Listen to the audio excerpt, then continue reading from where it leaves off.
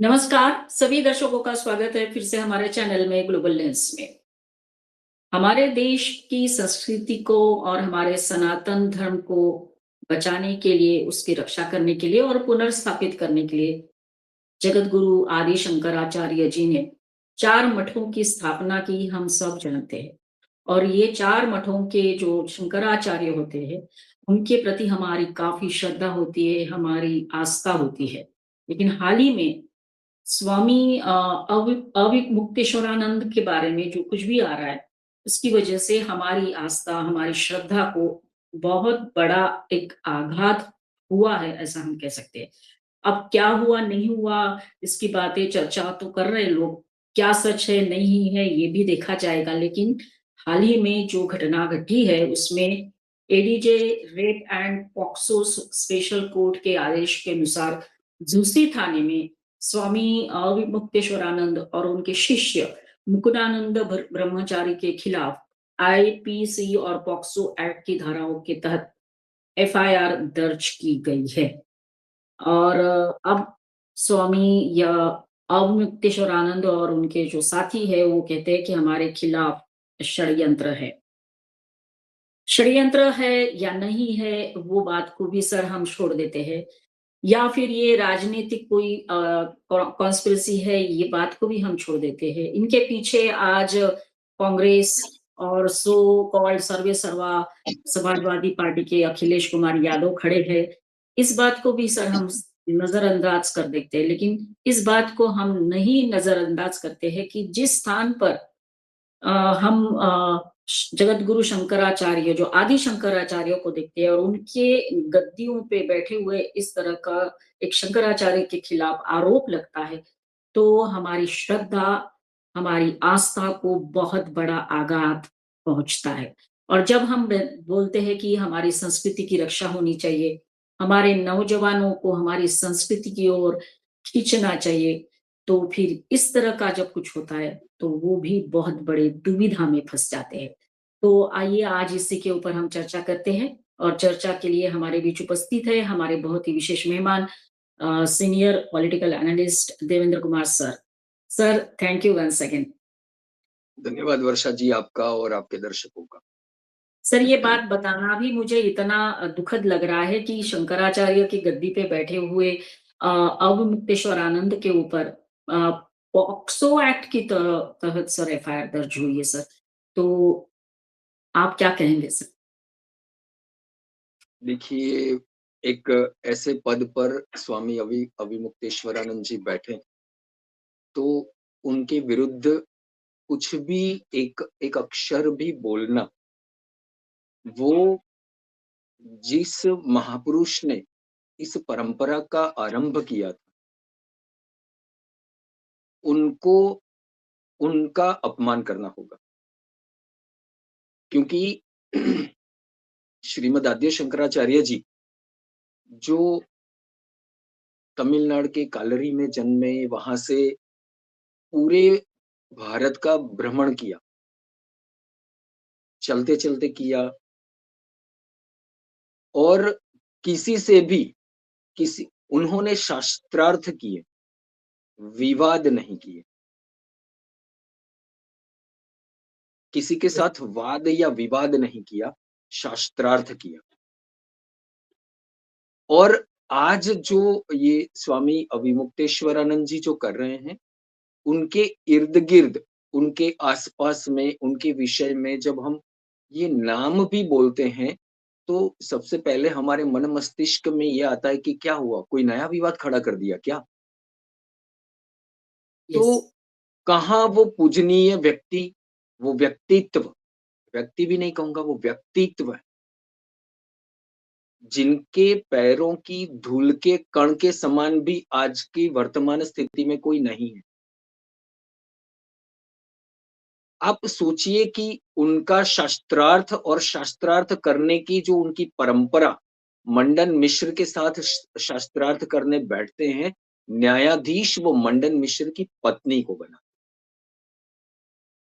और यहाँ पर ये अ, स्वामी अविमुक्तेश्वरानंद जी, वो स्वयं न्यायाधीश बन जाते। ये करीब-करीब मैं ऐसा कहूँ, क्योंकि मैं इतना ज्ञाता नहीं हूँ। वो जिस पद पर विराजमान है, उस पद की गरिमा को ध्यान में रखते हुए मैं ये इतना कह सकता हूँ कि स्वामी जी, कृपया आप जिस पद पर विराजमान हैं, ये अलग बात है, उस पर विवाद भी काफ़ी हैं, परंतु उस पद की गरिमा का ध्यान रखिए। एक महापुरुष ने भारत में वेद, उपनिषद, श्रुति, स्मृति की परंपरा को पुनः स्थापित करने के बाद उस परंपरा का की निरंतरता चलती रहे। सतु दीर्घकाल नैरंतर्यम सत्कारो सेवितो दृढ़ भूमि। ऐसे लोग यहाँ पर रहेंगे, दीर्घकाल नैरंतर्य रूप से ये कार्य करेंगे, तब जाके वेद उपनिषद की ये संस्कृति यहाँ पर दृढ़ होगी। इस बिल्कुल। विचार से 4 पीठों की स्थापना की। आप कृपया स्वामी अविमुक्तेश्वरानंद जी, शंकरा श्रीमद् आद्य शंकराचार्य जी को ध्यान में रखकर उनके प्रति अत्यंतिक आदर के साथ मैं ये कहना चाहता हूँ कि कृपया इस पीठ के स्थापक की गरिमा को नुकसान न पहुंचाइए। विवाद शंकराचार्य जी के इर्द-गिर्द जब आता है, तब तुरंत ही आपके साथ ये महापुरुष का ये व्यक्तित्व का नाम जुड़ता है, श्रीमद् आद्य शंकराचार्य। आप केवल अविमुक्तेश्वरानंद नहीं है, उस महापुरुष का प्रचंड कर्मयोग है आपके साथ, उस उस नाम वो नाम आपके साथ जुड़ा है। उस नाम की गरिमा को ध्यान में रखिए। जिस प्रकार के आरोप किसी ने लगाए हैं आपके ऊपर, इस प्रकार के आरोप हम ऐसा मानते हैं कि ये सत्य नहीं है। हम ये भगवान से प्रार्थना करते हैं कि भगवान ऐसा ही हो कि ये सत्य न हो, परंतु आरोप लगना, इसका दूसरा अर्थ कलंक लगना है। बिल्कुल। आपकी वजह से स्वामी अविमुक्तेश्वरानंद जी, आपकी वजह से ये परम पूजनीय पद जो हैं, कोटि-कोटि हिंदुओं के लिए, विश्व के किसी भी कोने में बैठा हिंदू, शंकराचार्य जी ने अगर कुछ बोला है, तो उसे शिरोमान्य मान लेता है। प्रश्न चिन्ह उस पर खड़े नहीं होते। आज आप पर प्रश्न चिन्ह हो जाते हैं। तो आप कृपया हम हिंदुओं की गरिमा को ध्यान में रखिए और कृपया आप इस प्रकार के विवादों में न आए, तो ये अच्छा है, हमारी गरिमा बची रहेगी। आप जिस पीठ पर बैठे हैं, उस पीठ के जो स्थापक हैं, उनके ऊपर उस पीठ की जो मर्यादा, मान, गरिमा है, स्थापक की जो मान, मर्यादा और गरिमा है, वो बनी रहेगी।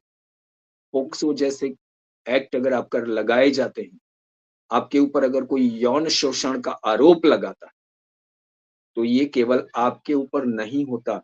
अभिमुक्तेश्वरानंद जी, कृपया आप इस बात को समझिए। आप अपनी राजनीति करिए, कोई समस्या नहीं है। अगर आपको करनी है, तो वो जिस पद जो नाम आपके साथ जुड़ता है, उस नाम को छोड़ दीजिए कृपया। शंकराचार्य जी ने कभी न राजनीति की, न राजनीति के लिए इस पद की, इस पीठ की स्थापना की। तो राइट। स्वामी अविमुक्तेश्वरानंद जी से मेरी ये करबद्ध प्रार्थना कि आपकी पीठ हिंदुत्व के लिए, आपकी पीठ वेद और उपनिषद, श्रुति स्मृति के विचारों को समाज में दृढ़ करने के लिए, विवादों में आने के लिए नहीं। इस पीठ की गरिमा को कृपया आपके किसी भी कार्य से लांछन न लगे, विवाद में न आए, इसका ध्यान रखिए। ये एक सामान्य हिंदू से आपकी करबद्ध प्रार्थना है। हम कोटि-कोटि हिंदू अपने आप को अपमानित अनुभव करते हैं, जब आपके ऊपर कोई आरोप लगता है और आपके ऊपर आरोप केवल और केवल जो आप करते हैं, उसकी वजह से होते हैं। सारा हिंदू समाज, आप जो गौवध को बचाने के लिए, गौवंश को बचाने के लिए कार्य करते हैं, सारा हिंदू समाज आपके साथ। आप जो मांग करते हैं कि गौ माता को भारत माता का दर्जा मिलना चाहिए, राष्ट्र माता का दर्जा मिलना चाहिए, सारा हिंदू समाज आपके साथ। तो कृपया उस हिंदू समाज की मान, मर्यादा, गरिमा को ध्यान में रखते हुए आप अपने आप को सँभालिए। हुँ, यस। सर दूसरी बात ये है सर कि हम जानते हैं या फिर हम देखते हैं सर, पहले से ही का कितने सारे लोग हमारे सनातन धर्म का मज़ाक उड़ाते हैं, हिंदू धर्म का मज़ाक उड़ाते हैं, चाहे वो कुछ राजनेता क्यों ना हो या फिर बॉलीवुड क्यों ना हो या फिर ओटीटी प्लेटफ़ॉर्म क्यों ना हो, तो ये हर जगह पे हमको दिखता है। और जब अब इनके ऊपर आरोप लगे हैं, तो पता नहीं सर क्या-क्या मज़ाक उड़ाया जाएगा और इसका बहुत बड़ा एक इफ़ेक्ट होगा हमारे नए जनरेशन के ऊपर, क्योंकि वो उँगली करके बताएँगे कि देखिए, कि शंकराचार्य के पीठ पे बैठे हुए, इनके ऊपर ये आरोप लगे हैं, तो हम कैसे मान लें? देखिए, ऐसा है कि इनको ये समझना भी होगा, वैसे तो इनको कुछ कहना ऐसी हुँ, ज़रा-सी भी मेरी योग्यता ही नहीं और मैं इस योग्य अपने आप को मानता भी नहीं कि मैं शंकराचार्य अ, की पीठ पर बैठे किसी व्यक्ति को मैं कुछ सलाह दूँ, मैं अपने आप को इस योग्य नहीं समझता और ना मैं भगवान से प्रार्थना करता हूँ कि भगवान इस योग्य कभी मुझे बनाना भी मत। क्योंकि ये किसी महापुरुष ने अपने 32 वर्ष के जीवन को इस वेद उपनिषद की संस्कृति को बचाने के लिए घीस दिया है और फिर ये पीठ बनाई। आप देखिए जो व्यक्ति जिसके पिता भगवान श्री राम मंदिर बनाने के लिए जब कार सेवक गए, तब माता सरयू का पानी जिसने लहू से भर दिया, रक्त से लाल कर दिया था, ऐसे मुलायम सिंह यादव का बेटा आज अगर स्वामी जी आपका पक्ष ले रहा है, तो आपको सोचना पड़ेगा कि आप किस पक्ष में हैं। आप जो कर रहे हैं, वो कैसे लोगों को बढ़ावा दे रहा है। माननीय सर्वोच्च न्यायालय में भगवान श्री राम काल्पनिक हैं। इस प्रकार की इस अर्थ में एफिडेविट देने वाले, शपथ पत्र देने वाली कांग्रेस अगर आपके साथ खड़ी हो जाती है, तो स्वामी अभिमुक्तेश्वरानंद जी, ये घड़ी ऐसी है जब आपको सोचना चाहिए। यस, 32 वर्ष की आयु में कभी पालकी श्रीमदाद्य शंकराचार्य ने नहीं ली। आप विवाद इस वजह से खड़ा करते हैं कि आप पालकी में ही जाएँगे, उतरेंगे नहीं। यस, चल के गए हैं वो, घर-घर गए हैं, हार्ट टू हार्ट और हर्ट टू हर्ट गए हैं वो। आप कितने घर पे गए? कृपया आप जाइए, हिंदुओं से मिलिए। आज 15 वर्ष करीब आए हैं, जब हिंदू ये कहता है, अनेकों 1000 वर्ष की गुलामी और इसके बाद 75 वर्ष के छद्म सेक्युलरिज़्म के अंदर दबा हुआ हिंदू, आज पहली बार ये बोलता है, गर्व से कहता हूँ, मैं हिंदू हूँ। मैं हिंदू हूँ, ये बोलने की शक्ति आज हिंदू में आई है। कृपया आप उस शक्ति को क्षीण मत होने दीजिए। आप जब विवादों में घिरते हैं, तब आपके ऊपर प्रश्न कौन उठाएगा, कितना उठाएगा, ये प्रश्न नहीं है, परंतु कि जो हिंदू आज अपने आप को गर्व से हिंदू कहता है, उसकी शक्ति क्षीण होन वो महसूस करता है, अनुभव करता है कि ये किस हिंदुत्व के लिए मैं बात करूँगा। ये पद पर बैठे ऐसे लोग, जिनके ऊपर यौन शोषण के आरोप लगेंगे, हुँ, अब हमें याद है जब शंकराचार्य जी को तमिलनाडु की सरकार ने दिवाली के दिन जब अरेस्ट किया था, पूरा हिंदू समाज उनके समर्थन में खड़ा हो गया था। स्वामी अभिमुक्तेश्वरानंद जी, आज पूरा हिंदू समाज अगर आपके साथ नहीं खड़ा है, तो ये अंतर्निरीक्षण करने का, आत्ममंथन करने का समय आपके लिए भी है। कि एक बार आत्ममंथन कीजिए। सारा हिंदू, प्रत्येक हिंदू आपके साथ हैं जब आप गौ वध के विरुद्ध खड़े हो जाते हैं। आप गौ रक्षा की बात करते हैं, प्रत्येक हिंदू बच्चा बच्चा आपके साथ। जब आप गौ माता को राष्ट्र माता बनाने की बात करते हैं, बच्चा बच्चा आपके साथ खड़ा है, हिंदू बच्चा। परंतु जब आपके ऊपर आरोप लगेंगे, तो आप सोचिए, आपको सोचना होगा। अगर अखिलेश यादव आपके इस पक्ष में खड़ा हो जाता है, तो आपको सोचने की आवश्यकता है। अगर कांग्रेस आपके पक्ष में खड़ी हो जाती है, तो आपको सोचने की आवश्यकता है। मेरी ऐसी कोई योग्यता नहीं है कि मैं आप जैसे व्यक्ति को ऐसा कहूं कि आप सोचिए, परंतु समय ये मांग करता है। ये समय की मांग है। आप बुद्धिमान हैं, आप धर्म ज्ञाता हैं, आपके यस, ऊपर हमारी श्रद्धा है। तो ये समय आपको आत्म मंथन करने का, कि आपको समर्थन कौन दे रहा है। जो समर्थन दे रहा है, अगर वो भगवान, वैसे अगर मैं मान लूं कि आपके साथ अखिलेश जी खड़े हो भी जाएं, तो इसमें क्या अलग भी क्या है? आप ही ने तो भगवान श्री राम के मंदिर की प्राण प्रतिष्ठा का विरोध किया था, और अखिलेश ने भी किया था। राइट, तो क्या आप जो कह रहे हैं, वो अखिलेश यादव की लाइन तो नहीं है? क्या अखिलेश आपको समर्थन कर रहा है, या आप अखिलेश को समर्थन कर रहे हैं? क्योंकि आप जिस लाइन पर चले हैं, वो तो अखिलेश यादव के पिता की, अखिलेश यादव अपने पिता की लाइन पर जा रहे हैं। आप अखिलेश की लाइन पर जा रहे हैं, तो आपको सोचना पड़ेगा। अभी मुक्तेश्वरानंद जी, भगवान श्री राम के भक्तों पर गोलियां चलाने वाले, अंधाधुंध गोलियां चलाकर माता सरयू का पानी रक्त से भर देने वाले की राजनीति आपको शोभा नहीं देती। हिंदू की वेदना को समझिए, आपको समझना पड़ेगा। आपको आज एक हिंदू बोलना चाहिए कि किसी की हिम्मत कैसे है हमारे शंकराचार्य के ऊपर उंगली भी उठा दे। परंतु शंकराचार्य जी, आप ऐसा करते क्यों हैं कि हिंदू सोचता है कि मैं समर्थन दूं या ना दूं? राइट, बिना सोचे आपके पक्ष में खड़ा होना चाहिए। हम खड़े थे जब शंकराचार्य जी को दिवाली के दिन उनको अरेस्ट किया गया, हम उन शंकराचार्य के पक्ष में खड़े थे। हमें सोचना पड़ता है कि आप जिस लाइन पर जा रहे हैं, वो लाइन तो राम भक्तों के रक्त से रंगी हुई है। राम भक्तों के लहू से रंगी हुई लाइन पर आप अगर चलेंगे, तो क्षमा कीजिए शंकराचार्य जी, हम आपका समर्थन नहीं कर पाएंगे। नहीं कर पाएंगे हम आपका समर्थन। और अगर ये जो आरोप आप कर लगे हैं, अगर ये सत्य साबित हो गए, तो आपको याद रखना होगा कि शंकराचार्य की पीठ पर ये कलंक लगेगा। व्यक्ति के रूप में आप पर नहीं होगा। यस, आप श्रीमद आद्य शंकराचार्य द्वारा स्थापित पीठ पर बैठे हैं। आप आपकी बनाई हुई पीठ पर नहीं बैठे। राइट, हमारी अक्षुण्ण श्रद्धा जिनके साथ है, ऐसे श्रीमद आद्य शंकराचार्य जी ने ये पीठ बनाई।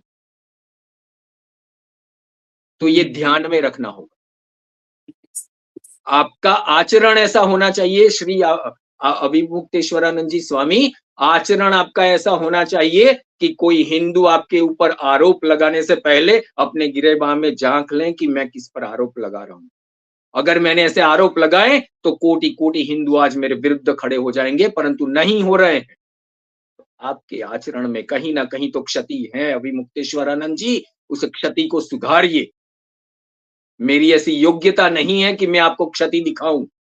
आप धर्म ज्ञाता हैं, क्योंकि आप उस पीठ पर बैठे हैं, जिस जिस जिस पीठ के स्थापक श्रीमद आद्य शंकराचार्य हैं, जिन्होंने इस देश में जब वेद उपनिषद की विचारधारा को प्रश्न चिन्ह खड़े हो गए थे, तब उन्होंने पुनः स्थापित किया। एकमेव शंकराचार्य जी ने स्थापित किया था। पूरे भारत का 2-2 बार परिभ्रमण चलते-चलते करते किया। पालकी में बैठकर नहीं किया था। आपको ये ध्यान रखना होगा। यस। सर, मैं तो ये बात को लेके वो जब मन व्यथित हो जाता है कि जिन्होंने भी ये आदेश दिया होगा एफआईआर की दर्ज की जाए, उन्होंने भी 10 बार सोचा होगा कि मैं इस व्यक्ति के खिलाफ आदेश दे रहा हूँ जो शंकराचार्य के पीठ के ऊपर बैठा हुआ है। बाद में अब उनको एफआईआर के बाद अरेस्ट होगी, नहीं होगी, ये बात तो सामने आएगी सर, लेकिन वही बात है कि एक भगवा वस्त्रधारी, जो हमारे मन में है भगवा जो है, जो भगवा है, जो मानवता का रंग है। भगवा रंग जो है बलिदान, त्याग, शौर्य, वीरता, शुद्धता, सेवा का प्रतीक मानते हैं हम लोग। श्रद्धा वैसे का। श्रद्धा का भी प्रतीक है। वो भगवा जो है, जो जो शिवाजी महाराज ने अपने ध्वज में रखा हुआ था हिंदवी स्वराज्य स्थापित करने के लिए। इतना ही नहीं, भगवान श्री राम, कृष्ण, अर्जुन, अर्जुन के रथ पर भी ये ध्वज भगवा ही था सर। जो सूर्योदय का कलर है, सूर्यास्त का कलर है, और अधर्म से अंधकार को दूर करते हुए धर्म की प्रकाश की ओर लेकर जाने वाला भगवा, वही वस्त्र पहने हुए है ये अविमुक्तेश्वरानंद। और इसीलिए ये हमने आपको टॉपिक दिया था सर कि हमारी इतनी बड़ी आस्था के ऊपर एक ठेस इतनी जबरदस्त लगेगी जब अगर ये आरोप सिद्ध हो जाते हैं। वैसे मैंने आरंभ में भी यही कहा कि मैं यस। ईश्वर से प्रार्थना करता हूँ कि ये आरोप सिद्ध ना हो। लेकिन सर जो 2 और छोटे अगर ये बालकों हो गए अ, तो स्वामी अविमुक्तेश्वरानंद जी को ये अभी भी उनको ये सोचना तो है ही, ये विचार करना पड़ेगा। क्योंकि आपने जैसे कहा, मैं बताऊँ कि जिस व्यक्ति ने जहाँ कहीं भी होगा, उनके ऊपर एफआईआर प्रथमदर्शी रिपोर्ट करने का जिस व्यक्ति ने आदेश दिया है, तनिक भर भी सोच लीजिए कि उनके हृदय पर क्या बीती होगी। बिल्कुल, बिल्कुल। हाथ वो काँपने व्यक्ति उस पीठ पर जहाँ पर वो बैठे हैं, आदेश देने वाला, अपने आप के लिए वो सोचेगा कि कल इतिहास में मेरा नाम इस प्रकार से लिखा जाएगा कि मैंने शंकराचार्य जी के ऊपर एफआईआर करने का आदेश दिया। क्या बीती होगी, कितनी वेदना हुई होगी। Yes, right. और वैसे अगर ये बता दें तो स्वामी जी को मैं कहना चाहता हूँ कि आप मुक्त हो जाइए, राजनीति से मुक्त हो जाइए। आप वैसे भी अविमुक्त ईश्वरानंद हैं, आप राजनीति से मुक्त हो जाइए। भगवा राजनीति नहीं करता, भगवा राजनीति निश्चित करता है। भगवा बलिदान देकर निश्चित करता है कि ये देश, ये संस्कृति किस राह पर चलेगी। यस, भगवा राह दिखाता है। भगवा के ऊपर कोई उंगली नहीं उठाता। भगवा सबको उंगली दिखाकर दिखाता है कि इस रास्ते पर जाना है, ये रास्ता धर्म का है। यस, भगवाधारी को के ऊपर अगर कोई उंगली उठाएगा तो आपके ऊपर, जैसे मैंने पहले भी कहा, ये अविमुक्तेश्वरानंद जी के ऊपर तो बिल्कुल लांछन नहीं। ये उनको सोचना पड़ेगा, समझना पड़ेगा। उनके जो भक्त हैं, शिष्य हैं, उनके लिए भी ये विचार करने का तो समय है। हो हुँ, सकता है, मैं मान सकता हूँ कि हो सकता है कहीं द्वेषपूर्ण दृष्टि से या वैर वृत्ति से ऐसा किया गया हो, राइट। परंतु भगवाधारी तो इससे मुक्त होते हैं। काम, क्रोध, लोभ, मोह, ये षड्रिपु भगवाधारी के पास कब आते हैं? ये तो इनसे डरते हैं, भगवा देख के ही ये डर जाते हैं। ये षड्रिपु आज आपके साथ अगर हम देखते हैं तो हमें मार्गदर्शन क्या मिलता है? क्या हम ये सोचें कि हम द्वेष के साथ चलें? क्या हम ये सोचें कि हम किसी के प्रति वैर रखें? क्या हम ये सोचें कि हम श्रद्धा के ऊपर लांछन लगे तो लगने दें? यस, तो आज समय ये है कि ये पीठ जो है, ज्योतिर्मठ पीठ, इस पीठ के ऊपर प्रश्न चिन्ह है। वैसे तो ये जब इनका वैसे तो इनका जब ये पीठाधीश्वर बने, तभी से ही प्रश्न चिन्ह तो इन पर है ही है। यस, अगर न्यायालय के द्वार पर जाना पड़ रहा है, तो आपने उस समय से, जब से आप इस पीठ पर बैठे हैं, तब से ही प्रश्न चिन्ह आप पर। ये शंकराचार्य, श्रीमद आद्य शंकराचार्य की परंपरा नहीं है। इस राइट। पीठ पर विराजमान होने वाले व्यक्ति के ऊपर कोई प्रश्न चिन्ह उठा दे, ये परंपरा नहीं है। उसके ऊपर अगर कोई लांछन लगाने का प्रयास करे, हिम्मत दिखा दे, ये परंपरा शंकराचार्य जी की नहीं है, श्रीमद आद्य शंकराचार्य जी की नहीं। यस। राजनीति अगर आपको करनी है, शंकराचार्य जी आप आइए, हम स्वागत करते हैं आपका। आइए, योगी आदित्यनाथ जी आए हैं, धर्म की रक्षा के लिए वो कार्य कर, भगवाधारी हैं वो, राजनीति में आए, राजनीति कर रहे हैं। आपका भी समर्थन करेंगे, आ जाइए आप भी। हुँ, श्री ज्योतिर्मठ पीठ पर बैठकर राजनीति न करें।